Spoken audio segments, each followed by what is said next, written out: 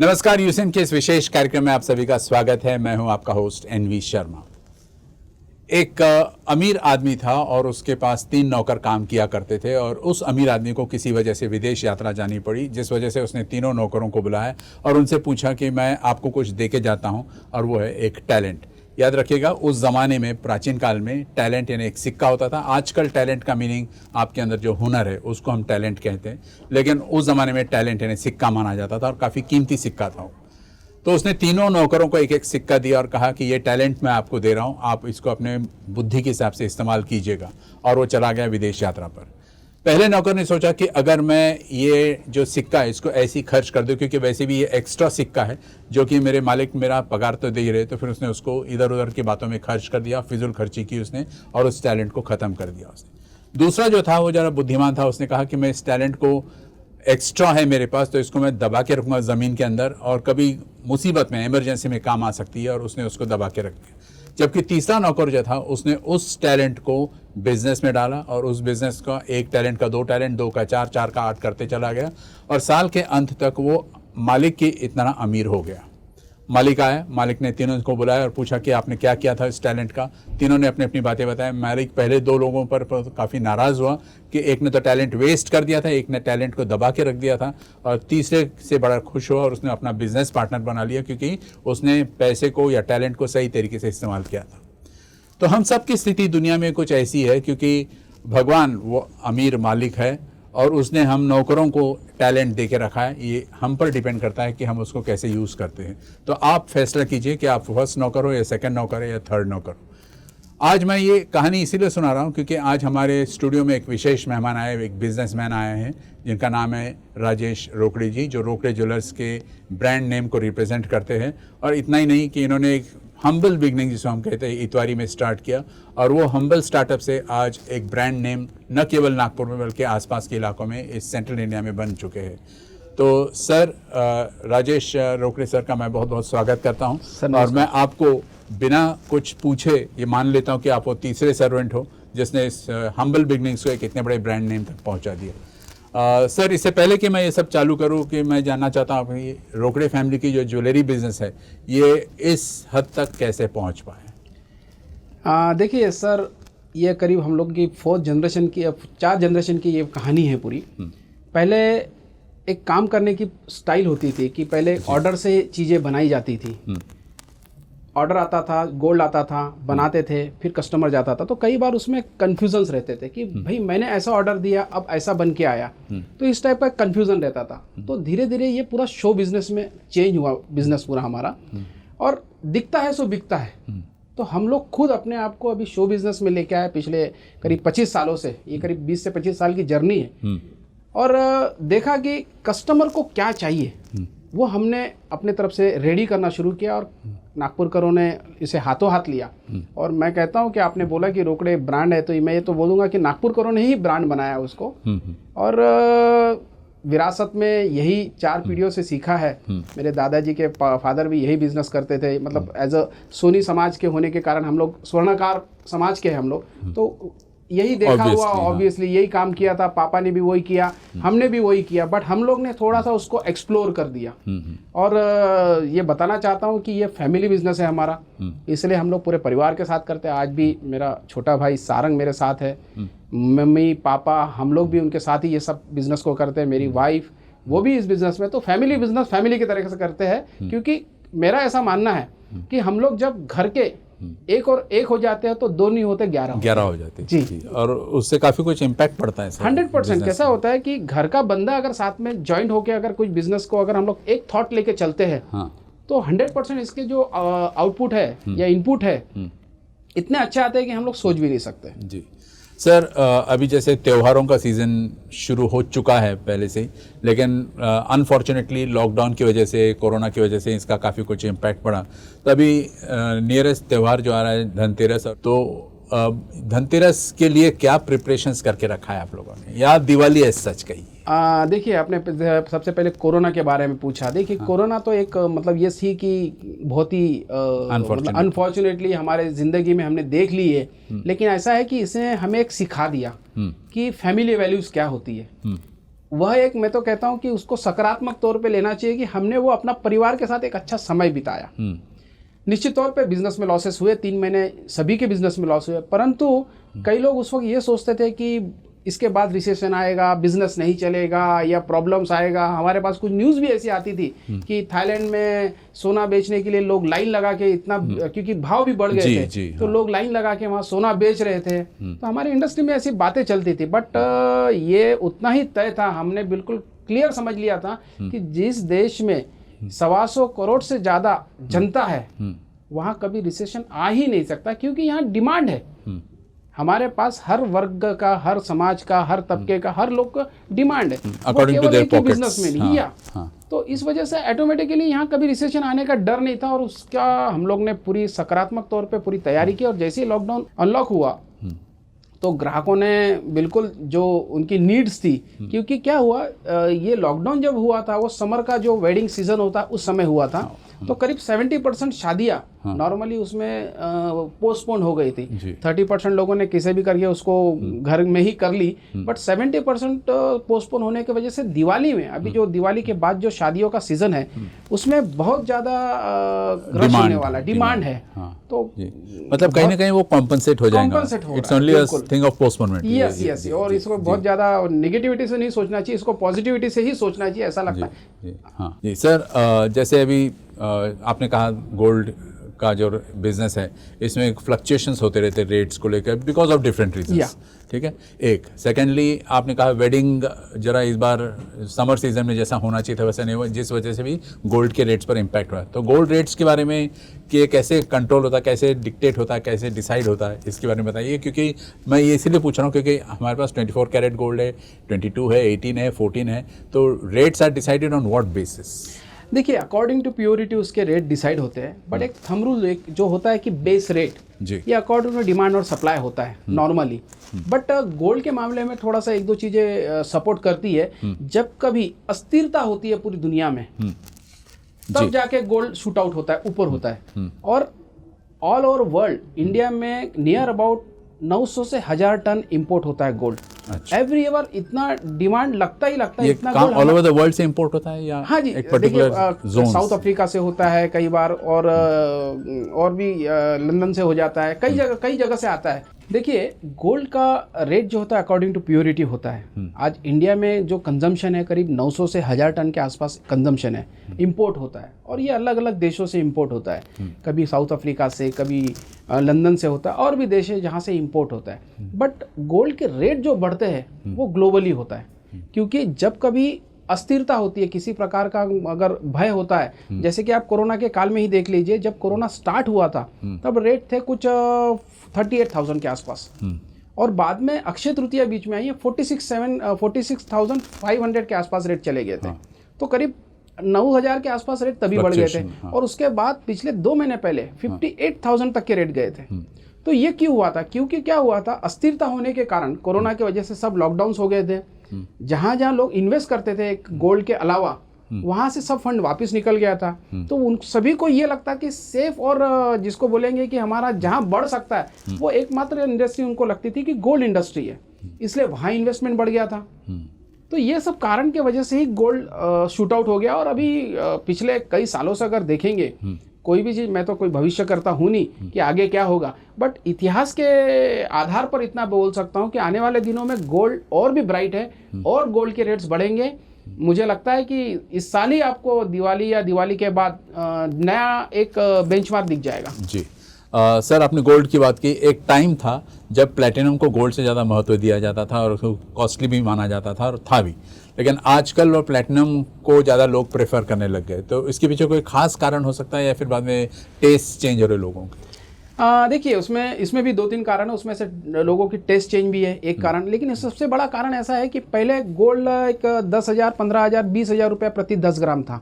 तब प्लेटिनियम 30-35,000 के आसपास था। आज प्लेटिनियम वही है, बट गोल्ड शूट आउट होकर 52,000, 800 के आसपास चले गया है। तो ये एक मेजर डिफरेंस हो गया है। तो बजट में बैठने लग गया अभी प्लेटिनियम। और सबकी इच्छा होती है कि मेरे पास precious metal one of the, क्योंकि गोल्ड के मुकाबले अगर हम लोग प्लेटिनियम को देखें तो गोल्ड के मुकाबले प्रीशियस ज़्यादा है। उसमें 2-3 कारण है। एक तो प्लेटिनियम को मेटल ऑफ यूनिवर्स कहा जाता है, क्योंकि कई हजारों साल पहले कोई उल्कापिंड, एक तारा टूटा है और वो हमारे धरती पे आके गिरा है और वह पूरा मेटल इज प्लेटिनियम है। तो वह जो मेटल है it is one of the hardest metal on the world.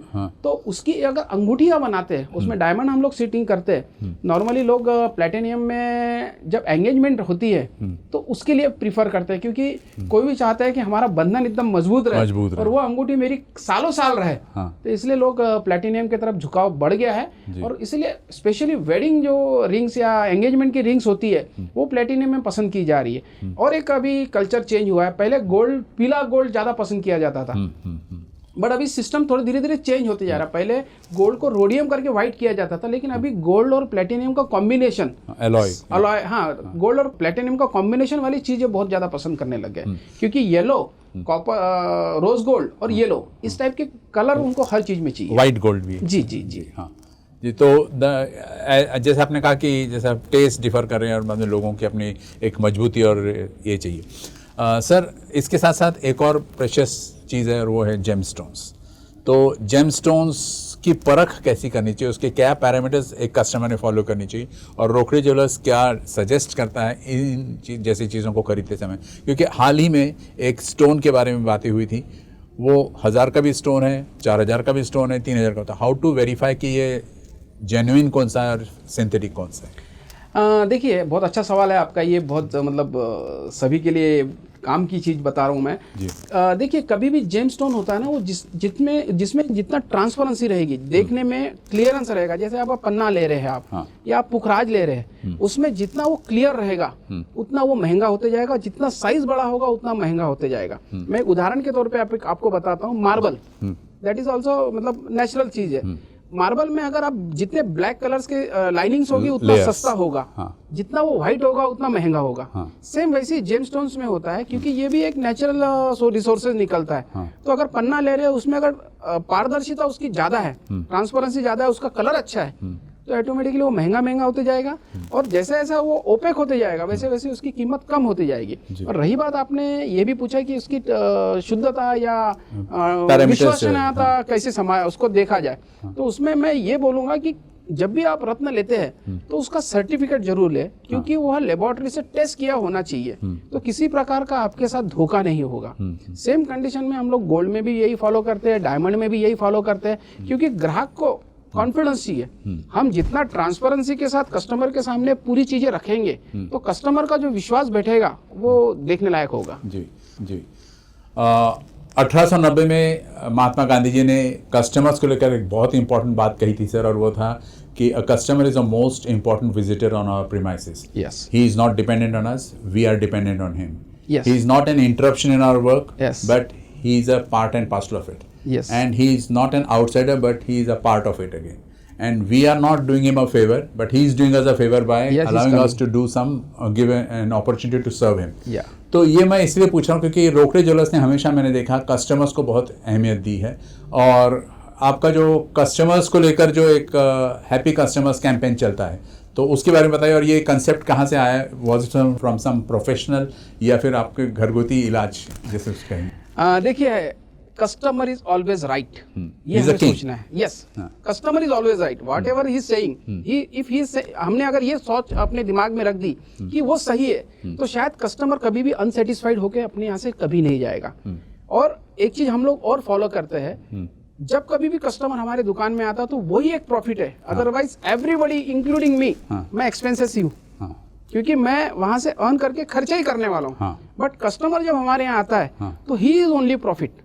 ये दो मापदंड हमने अगर सोच लिए तो शायद मुझे नहीं लगता है कि कभी कोई कस्टमर आपसे नाराज होगा या असंतुष्ट होगा। और इसी का ये नतीजा है कि हम लोग ने इस बार हैप्पी कस्टमर की कैंपेनिंग चलाई थी कि हमारे संतुष्ट ग्राहक।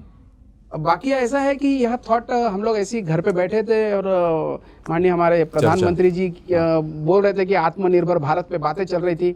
और ऐसे ही देखते देखते हमारे पास इस पे चर्चा हो रही थी कि अभी इसके बाद कैंपेनिंग क्या करें। तो नागपुर में पूरी तरह से माहौल पूरा निगेटिविटी वाला था, लोग बाहर निकल नहीं रहे थे, जो निकल रहे थे वो हमारे मतलब जो दे वर नॉट बायर। तो एक कॉन्फिडेंस कैसा बिल्डअप किया जाए, तो ये कॉन्फिडेंस बिल्डअप करने के लिए हम लोग ने हमारे जो ग्राहक थे उनसे बात की कि ऐसा ऐसा हमारे थॉट है, और हम लोग ऐसे घर पे बैठे थे तो हमारी श्रीमती ने ये प्रस्ताव रखा कि हम लोग ऐसा कुछ कर सकते हैं क्या।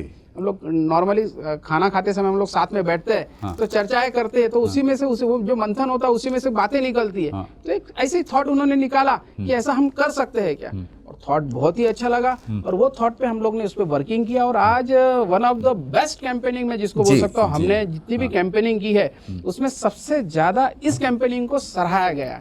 मेरा एक कस्टमर का मैं वाकया आपके साथ शेयर करना चाहता हूँ। हमारे एक कस्टमर है जिनका होर्डिंग लगने के बाद उनकी कुछ एनिवर्सरी थी, सेकंड डे या थर्ड डे, तो यकीन मानिए 12 बजे वो केक लेके अपने होर्डिंग के पास गए, उन्होंने होर्डिंग के सामने केक काटा और उसका वीडियो मुझे भेजा उन्होंने। तो ये जो उनको फीलिंग थी कि मैं भी एक सुपरस्टार जैसा, मेरा एक खुद का होर्डिंग, देखिए कैसा होता है, मैं भी अपना होर्डिंग में इजीली लगा सकता हूँ, बट मैं भी आज तक के अपना होर्डिंग लगा नहीं पाया।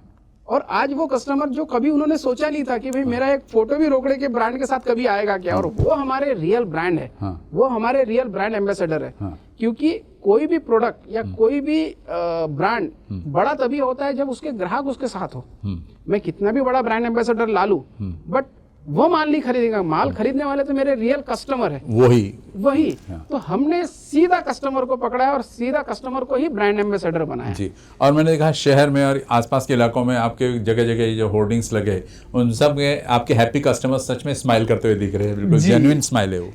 और सर जैसे आपने कहा कि घर की श्रीमती ने कहा home minister is always right again, तो उनकी वजह से आपके दोहरा फायदा हो गया, एक तो कस्टमर बेस बन गया आपका, एंड सेकेंडली आपको मॉडलिंग का खर्चा जो है वो भी बचा दिया। And it is a lesson for all these entrepreneurs to get into this sort of brand publicity. Sir साथ में जानना चाहता हूँ कि जैसे वेडिंग होती है तो वेडिंग प्लानिंग बजटिंग भी आपकी तरफ से एक न्यू कंसेप्ट निकला है, वो क्या है हमें बताइए। ऐसा है कि अभी सोने का भाव बहुत बढ़ गया है, हर एक का एक बजट होता है कि भाई मेरा 2 लाख में शायद 3 लाख की ज्वेलरी लेना है, या 2 लाख की ज्वेलरी लेना है, या 5 लाख की ज्वेलरी लेना है। बट कई बार ऐसा होता है कि उनका प्लानिंग नहीं होता है प्रॉपरली, कि मैंने मंगलसूत्र कितने ग्राम का खरीदना चाहिए, नेकलेस कितने ग्राम का खरीदना चाहिए, चूड़ियां कितने ग्राम की खरीदनी चाहिए, क्योंकि जो अंडर फिक्स बजट, यस, क्योंकि जो चीजें हमें डेली पहननी है, जिस चीज का हमें ज्यादा उपयोग है, हम वह चीज ज्यादा वजन में भी खरीद ले, या हमें ज्यादा यूज है उसको थोड़ा सा मजबूती वाली जो वजन है उसमें वो अगर मेंटेन करे, तो कस्टमर कैसा है उसको प्रॉपरली गाइडेंस मिल जाए, क्योंकि इसके कोई कंसल्टेंट अलग से कोई होते नहीं है। तो हमने इन हाउस ही हमारे जो कंसल्टेंट है जो बहुत अच्छे, जिनको नॉलेज है कि कैसा बजटिंग करना है, तो हमने ऐसे कंसल्टेंट की हमारी टीम बनाई, और ग्राहकों को हमने बताया कि अगर आपके यहाँ किसी के यहाँ भी अगर शादी है, दोस्त के यहाँ, रिश्तेदार के यहाँ, भाई के यहाँ, किसी के यहाँ भी, फ्रेंड्स के यहाँ, तो आप हमें बताइए आपका क्या बजट है, हम उस बजट में क्या क्या ज्वेलरी आएगी, कैसी आएगी, और क्या क्या आपने लेना चाहिए।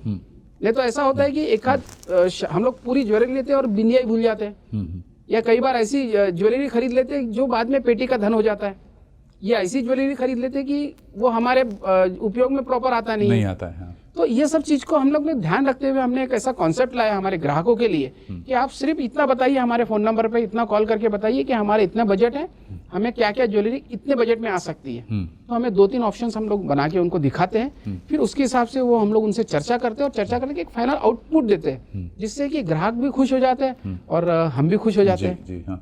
Everybody is satisfied. Sir again Rokade इस बात के लिए भी फेमस है, ये फैमिली, उन्होंने बुकिंग स्कीम्स चालू कर दिया। बुकिंग स्कीम एक्चुअली है क्या, और is it a way to invest into gold business? देखिए 100% हमारे जो पूर्वज लोग हैं या हमारे बाप दादा लोगों ने जितना हमें सिखाया है, ऑलवेज थोड़ा थोड़ा करके इन्वेस्ट करना है। मतलब सिस्टमेटिक जो इन्वेस्टमेंट प्लान होते हैं वो इसलिए बताया जाते हैं, वो पहले से कई जमाने से क्यों बनाया गया कि इस दिन सोना खरीदना चाहिए, क्यों बनाया गया कि इस दिन ये करना चाहिए, क्यों, इसके पीछे रीजन ही है, उनका एक्सपीरियंस है कि यार आप जाके धनतेरस के दिन एक सिर्फ 5 ग्राम भी खरीद लेंगे, आप सोचिए 2-3 साल में आपका 5-5 ग्राम करके 20 ग्राम जमा हो गया, तो आप एक बड़ा नेकलेस बना सकते हैं, चेन बना सकते हैं, ज्यादा जमा हो गया कंगन बना सकते हैं। तो ये एक प्रकार की सेविंग है, और ये सेविंग ऐसी है कि आप इसको उपयोग भी कर सकते हैं। चेन बनने के बाद उसका उपयोग भी होता है। तो हम लोग ने अभी बुकिंग की एक अलग स्कीम लाई है। एक तो कोरोना की वजह से भी एक थोड़ा डर है कि बहुत ज्यादा भीड़ भाड़ ना हो, सोशल डिस्टेंसिंग का प्रॉब्लम है। तो हम लोग ने ऐसी स्कीम लाई है, कस्टमर को एक डर लगा रहता है कि भाई जैसे इस साल धनतेरस 13 तारीख को है, 13 नवंबर को, तो नॉर्मली हमारा जो अध्ययन है कि 1 महीने पहले से लोग धनतेरस की बुकिंग करते हैं, और लेकिन उनका पहले ये होता था कि कई बार ऐसा हुआ 1-2 बार कि धनतेरस के दिन 100-200 भाव कम हुआ, तो कस्टमर को थोड़ा सा फील होता है यार मैं उस दिन क्यों बुक किया, मैं आज लेता तो शायद मेरे थोड़े पैसे बच जाते थे।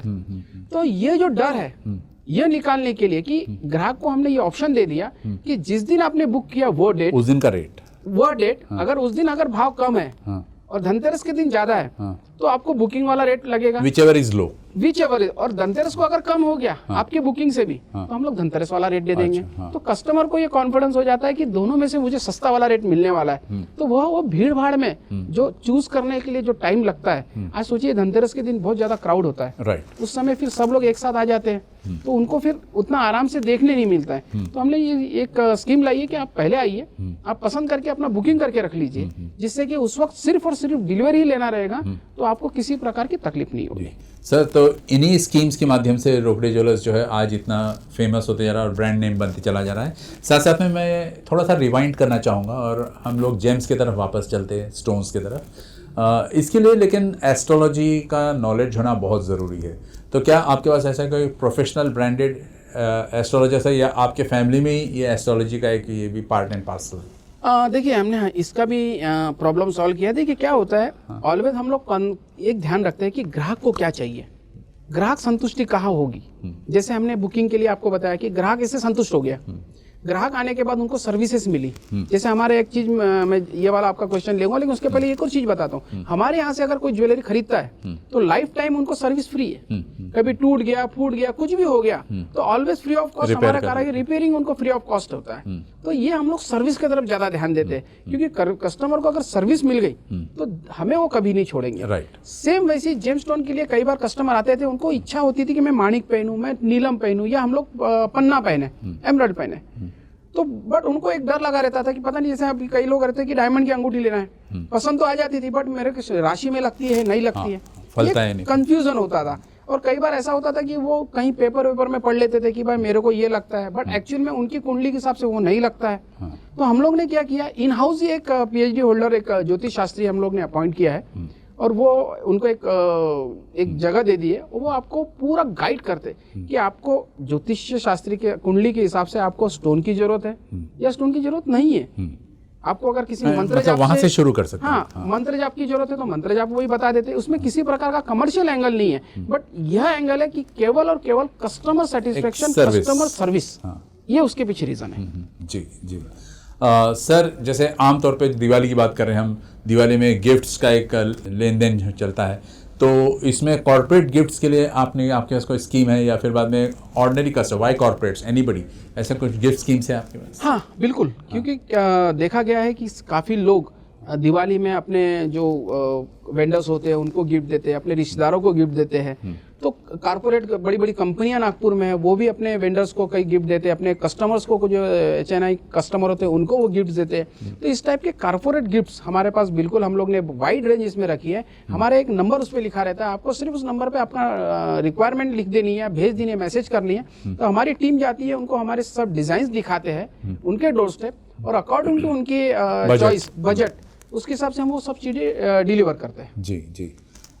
एक और कस्टमर सर्विस के बारे में आप काफ़ी प्रसिद्ध है, और वो है ज्वेलरी क्लीनिंग और पॉलिशिंग। तो सबसे पहले जानना चाहता हूँ कि पॉलिशिंग क्या है या रीपॉलिशिंग क्या है और क्लीनिंग क्या है, क्या अंतर है? और महिलाओं को खासकर, क्योंकि वही तो ज़्यादा ज्वेलरी पहनती है, वो क्या प्रिकॉशंस लेने पड़ते हैं? जैसे खाना बनाते समय या घर के काम करते समय अपने रिंग्स निकाल के रखो, ईयर रिंग्स निकाल के रखो, किस किस्म के आप सजेशंस दोगे?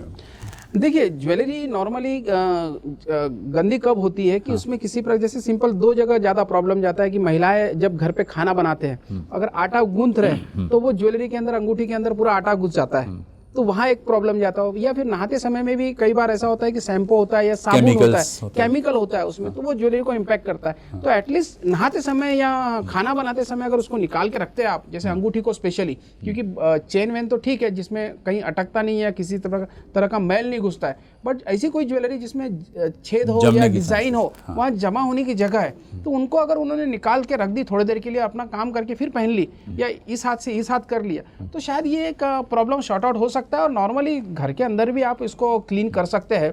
नॉट हर बार आपको ज्वेलर्स के पास आने की जरूरत है। एक सिंपल रीठा लेना है आपको, रीठा हल्का सा उबाल लेना है, वो पानी में डाल देना है और अपना टूथब्रश होता है उससे आप सिर्फ उसको क्लीन कर लीजिए, घर में ही क्लीन होता है। लेकिन एक बताना आपके माध्यम से जरूर चाहूँगा कि किसी भी तरह से जो घूमने वाले लोग आते हैं घर के पास, उन पे विश्वास ना करें, उन पे कभी विश्वास ना करें। अपने किसी फैमिली ज्वेलर्स के पास जाए, वहीं आप क्लीन करिए, क्योंकि क्या है हम लोग वो डोरस्टेप जो आते हैं पेपर्स में वो सोना उतार लेते हैं और फिर बाद में फिर आपको नुकसान होता है। तो किसी प्रकार का इस टाइप के लाइन पे न जाए। हाँ, अलावा इसकी रीपॉलिशिंग में क्या कोई खास दिक्कतें होती हैं? हाँ, उसमें देखिए उसका एक पूरा सिस्टम होता है पॉलिशिंग करते समय में, जिसको एसिड का वर्क वगैरह भी होता है और उसमें मैल पूरा निकल जाता है। पॉलिशिंग, बफिंग, ये पूरा एक इन हाउस एक सेक्टर हमारा पूरा एक सिस्टम लगा रहता है। अगर प्रॉपरली करना है तो हमारे एंड पे ही आना उनको जरूरी है। घर पे एक नॉर्मल ही तौर पे हो सकता है। जी जी। अक्सर मार्केट में जब हम जाते हैं तो there is a difference between synthetic and original, चाहे वो मेटल या स्टोन या डायमंड या कुछ भी हो। तो आप क्या पैरामीटर सजेस्ट करते हो कि ये देख के पहचान लीजिए कि ओरिजिनल है या सिंथेटिक है? देखिए आजकल हर चीज़ का डुप्लीकेट आ गया है जी। जब से चाइना है, आप सभी जानते हैं, चाइना का नाम ना आते ही डुप्लीकेशन का पहले बात आ जाती है, दिमाग में घुस जाती है। मेरा एक ही कहना है कि कभी भी कहीं से भी लीजिए आप, ज्वेलरी हो, डायमंड हो, प्लेटिनियम हो, जेम स्टोन हो, आप बिल लीजिए। अगर स्टोन है या डायमंड है तो उसका सर्टिफिकेट साथ में लीजिए कि वह लेबोरेटरी से टेस्ट किया होना चाहिए। तो आपको किसी प्रकार का किसी डर नहीं रहेगा। हॉलमार्क कर रहे हैं। हाँ, एक हॉलमार्क तो गोल्ड में होता है, एक तरह से जस्ट थर्ड पार्टी कंफर्मेशन कि इसकी प्योरिटी जो हम बोल रहे हैं, ज्वेलर्स बोल रहा है कि इसकी 22 कैरेट प्योरिटी है, तो हॉलमार्क डिपार्टमेंट केवल उसको सर्टिफाइड करता है कि या this is what the jewellers is saying, वो उतना लिख के आ जाता है। तो एक ये सब चीजें आप अगर पक्के बिल में आप लिख के ले लेते हैं तो मुझे नहीं लगता कि आपके साथ किसी प्रकार का धोखा होगा। 1947 से आपका बिजनेस एस्टेब्लिशमेंट है सर, और जैसे आपने कहा this is the 4th generation that is in the business. तो 1947 से 2020 तक तो आपने एक बहुत खूबसूरत जर्नी देखा है। फ्यूचर में क्या एम्स है, क्या मोटो है ताकि इस जर्नी को और खूबसूरत बनाया जा सके? हाँ बिल्कुल। देखिए पहले जब मैं छोटा था, एक सेकंड के लिए मतलब जो सोचता था कि अभी क्या करना है, तो थॉट रहता था कि मैं इंजीनियर बनूंगा, डॉक्टर बनूंगा, थॉट रहता। आज भी बच्चे यही सोचते हैं। बट जब देखा कि फैमिली बिजनेस हमारा ज्वेलरी इंडस्ट्री है और हमने यही सीखा है, और तब भी जॉब को लेके एक अस्थिरता थी, इतने इजीली जॉब कहीं पे भी मिलते नहीं थे, और आज भी परिस्थिति वही है। तो मेरा एक ही कहना है कि जॉब देने वाले बनो, जॉब मांगने वाले से। इसलिए मैं खुद जॉब देने वाला बना हूं और आगे भी और एक्सपांशन का बिल्कुल मूड है और आगे भी इसको और बढ़ाएंगे। और मोटो आपका वही रहेगा कि customer first. Yes, customer is always right. हाँ जी। चलते चलते एक खूबसूरत मैसेज दे देंगे सर आप? मैं धनतेरस के बारे में जरूर बताना चाहूँगा, क्योंकि धनतेरस एक ऐसा त्योहार है कि इस दिन जो भी आप खरीदते हो तो 13 गुना उसमें वृद्धि होती है, ऐसी मान्यता है। और धनतेरस दिवाली के 2 दिन पहले आता है नॉर्मली। वो क्यों आता है उसके पीछे भी रीज़न है। धनतेरस देवता जब भगवान जब मंथन चल रहा था, समुद्र मंथन, तो भगवान धन्वंतरी वहाँ से निकले हाथ में अमृत कलश लेके। वो जो कलश था वो कलश भी सोने और चांदी का था, ऐसी मान्यता है। और भगवान धन्वंतरी को आरोग्य के भगवान कहा जाता है जी। आप भी समझते हैं कि सबसे पहले स्वास्थ्य, क्योंकि 2 दिन बाद लक्ष्मी पूजन है, लक्ष्मी को उपभोग ले सके तो सबसे पहले अपनी हेल्थ अच्छी रहनी चाहिए। तो अपनी हेल्थ अच्छी रखिए, हेल्थ इज वेल्थ, ये ध्यान रखिए और अपने आप को सुरक्षित रखिए। यही मेरे तरफ से मैसेज आप सब। बहुत सुंदर message. And before we wind up, एक फाइनल क्वेश्चन पूछना चाहता हूँ आपसे कि अप्राइजल कैसे होता है सर, गोल्ड का या सिल्वर का या एनी जेमस्टोन का या एनीथिंग? देखिए ये अकॉर्डिंग टू मार्केट पे डिपेंडेंट है। हाँ। ये जो क्वेश्चन है अकॉर्डिंग टू मार्केट है, बट ये मैंने पहले भी कहा है। हाँ। ये इतिहास देख के ही आप भविष्य के बारे में सोचिए। सोच सकते हैं। पिछले अगर मैं 3 साल का ही रिकॉर्ड बोलूँ तो 3 साल पहले 29,900 का रेट था। हाँ। लास्ट ईयर 38,000 का रेट था। इस साल 52,000 का रेट है। अब ये 3 साल का रेशियो अगर देखेंगे तो अगले साल का आप ही बता देंगे कि अगले साल क्या रेट होगा। तो इसका अप्रेजल काफी ज्यादा है। Thank you very much, sir, for coming on the show. It was a pleasure talking to you. Thanks a lot.